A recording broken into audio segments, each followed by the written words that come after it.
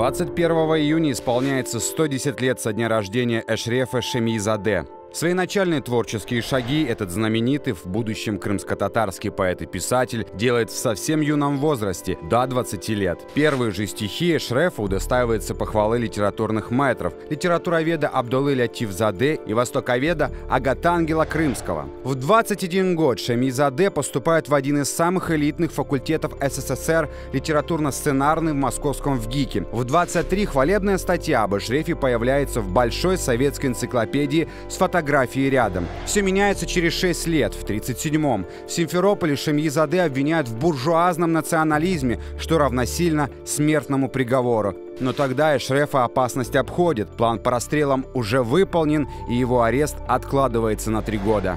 Эшрефа ссылают в Иркутск, но там отпускает за недостатком улик на свободу, и Шемиизаде, преодолев череду злоключений, возвращается в Симферополь к жене и сыну. Злая ирония. Возвращение происходит 17 мая 1944-го, за сутки до начала депортации.